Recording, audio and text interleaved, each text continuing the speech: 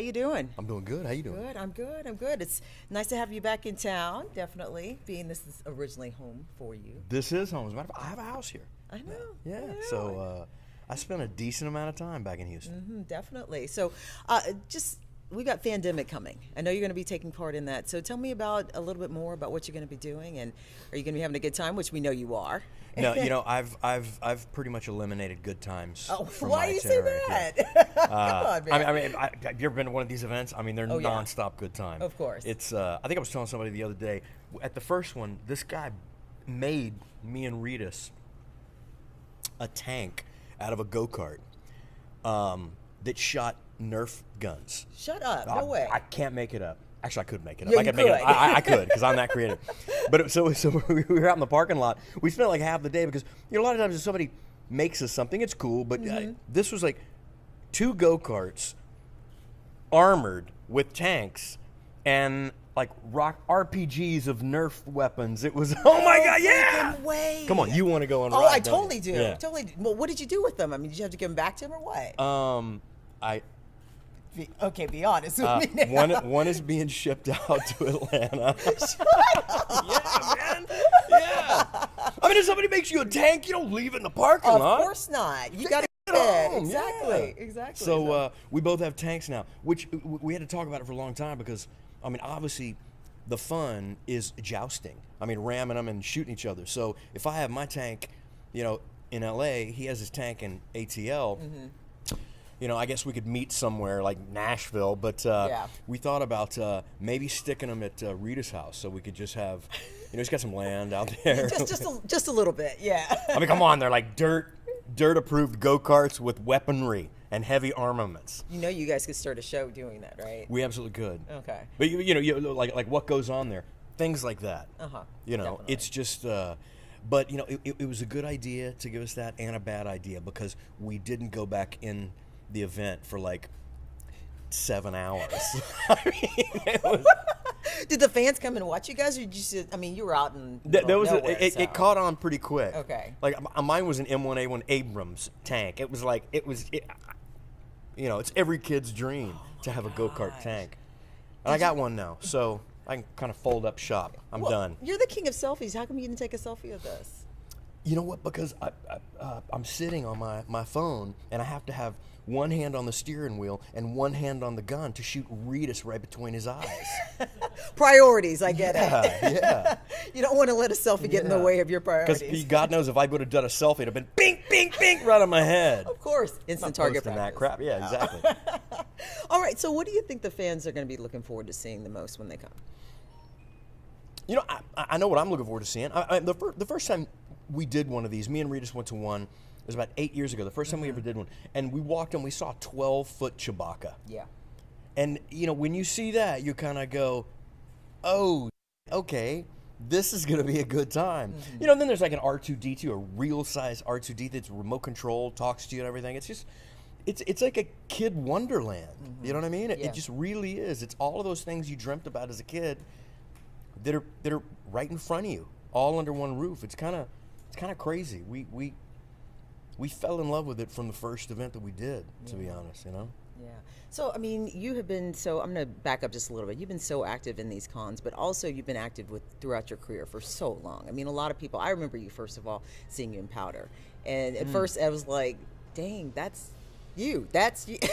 You did a fabulous job. And I have so many friends who still talk about that movie to this day. What was it about that movie that just kind of, does it still call to you? Do you remember being on that set and what it was like? People, a common question whenever you meet somebody that's seen your body of work is they say, what's your favorite movie? And my response is always, what's the criteria that I'm using to determine my favorite movie? Is it the most fun on the set?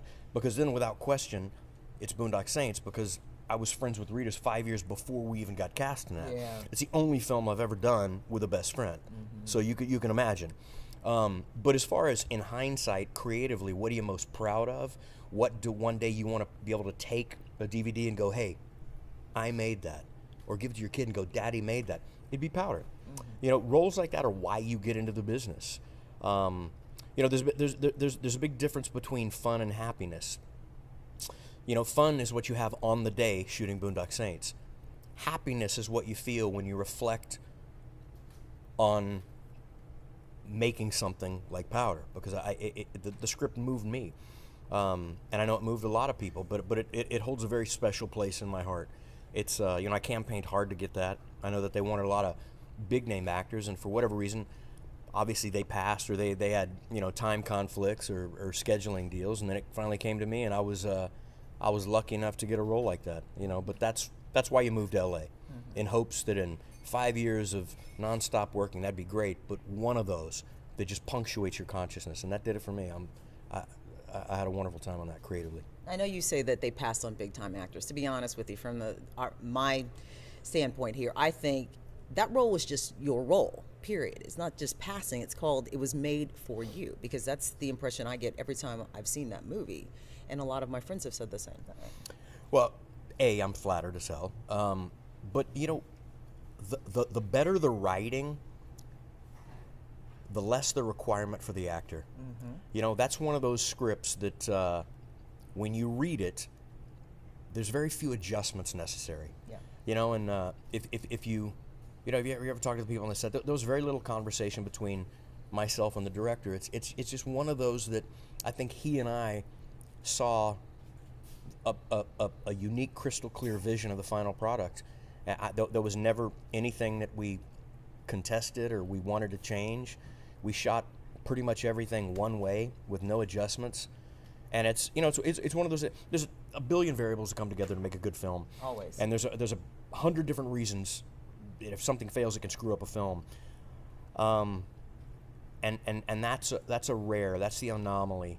It's one of the few films I've ever been on the set where it didn't require any conversation. It just turned the camera on, and it was so well written that I do think, I'm not trying to sound overly humble, but I think a lot of actors could have done great with that role. I'm not suggesting that it wasn't good, but in any time a script is written that well, I think it just doesn't really require a lot except reading it and going, yeah.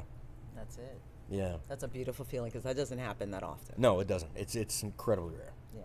Boondock Saints. I'd be remiss. My friends would kill me if I don't ask you about that. I mean, to this day, that movie also gravitates with a lot of people. Why do you think it hit a nerve the way it did?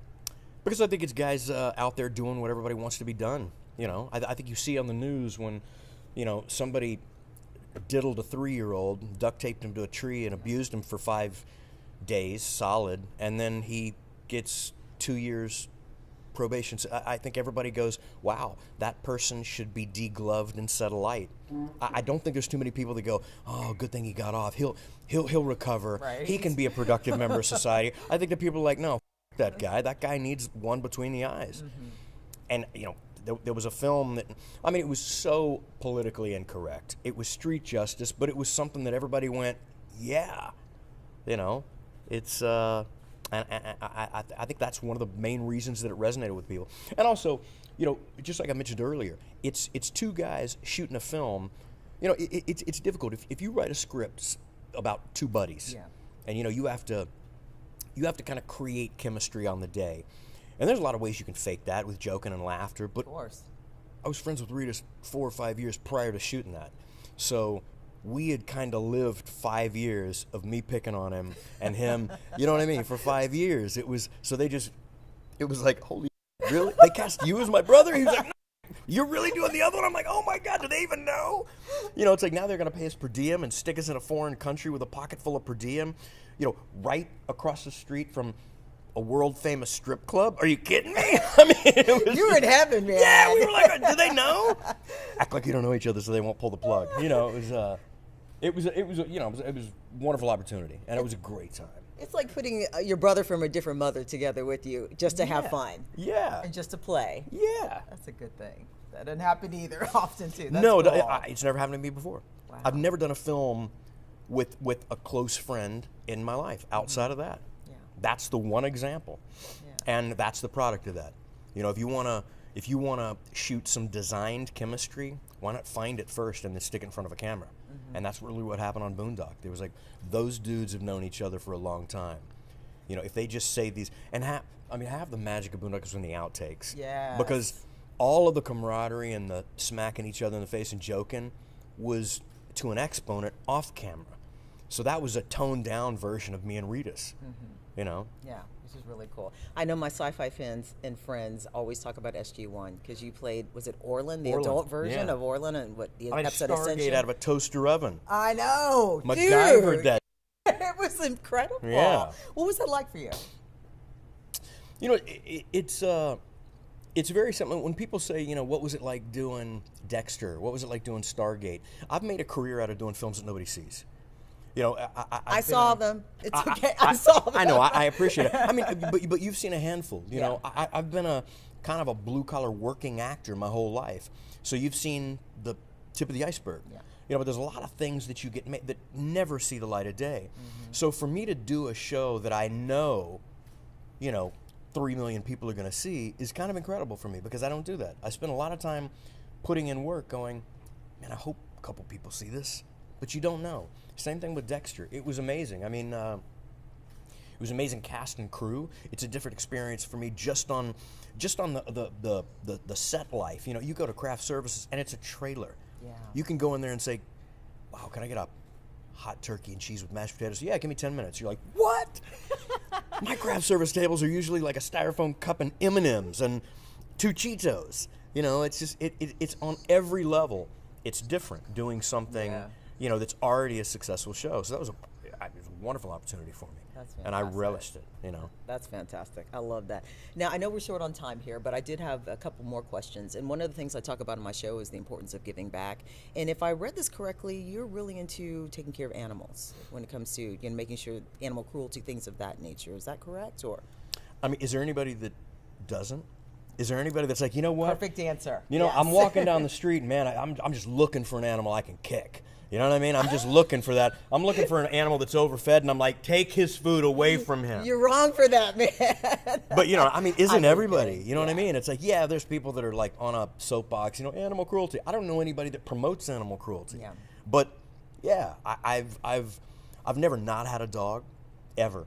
The only time I've ever not had a dog is in between.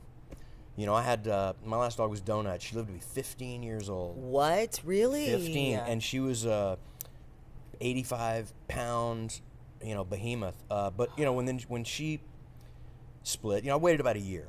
But then, you know, another little dude came onto my property, and you know, now he's, you know, pitched a tent. So I've never not had an animal. I've always, you know, I grew up, my grandfather on my mom's side had a farm. Yeah. So I was always around animals. So it's just a part of my life. I've never known any different, you know. It's like there's always a handful of things that, you know, somebody can do that's immediate turn off. You know, if you get into your friend's car and they pick you up back in high school and there's a hole in the dash, and you go, wow, you don't have a car stereo. How long have you had this car? They're like, 5 years. I'm like, how long have you not had a stereo? 5 years. You're like, let me out. I can't. If music is that unimportant to you, we got nothing in common. Exactly. There you go. You know, the second thing, you're walking down the street, a dog walks up, they go, I have to get out of my way and kick it. You're like, okay, nothing in common. You know, there's a couple of, and that's one of them. I don't know many people to the contrary. Yeah. I'm sure there are, you know, Jeffrey Dahmer of animals, but generally speaking, I think, you know, it's hard to not like animals, you know. So what would you tell people out there, maybe if they want to find something they're passionate about? You're passionate about taking care of animals. What would you tell them to try to find that passion and do something to help others? You know, there's no guide. You know, I think your needle is on 0. When you're excited, it goes to a positive 10. When you're depressed, it goes to a negative 10. You know, you got to walk around the planet and look for that spike. You know, I can't tell you what to love. I can't even explain why I love some things. I can't, you know, you ever thought about how do you describe chocolate to somebody without using the word chocolate? You can't. You got to experience it, and it either moves you or it doesn't. You know, there's some things that I do, some sounds that I hear, and you know, I just know that, you know, there's something that happens when you know, a tiny little puppy dog crawls in your lap. I think you're deficient. You're missing a few molecules if that doesn't move you. Yeah. You know, so I can't tell anybody where to find their passion. I can say that one of the most attractive things in any human being is passion. I can say that, you know, but I'd be remiss if I tried to tell somebody where to go find it. Yeah. But if you're lacking it, wow, That's an unappealing thing to be lacking. Definitely. You know. Well, listen, thank you so much for talking to me. I really do appreciate it. We're going to be checking you out in just a month, September 14th, 15th, and 16th. You're going to be at Fandemic Tour here in Houston. It's going to be fun, man, right? Fun is going to be the understatement. Oh, it's going to be absolutely ridiculous. There'll be shenanigans left and right. Just a few or a whole lot? A boatload. A gross. A whole 144 shenanigans. A tank full? Itemized, alphabetized, subdivided by category. Shut up. Oh, yeah. That's how we do it. You do it all the way or not at all. Yeah. Right? Flat out. I love it. All right. Thanks, man. I appreciate it. You're very welcome. Thank you very, very much.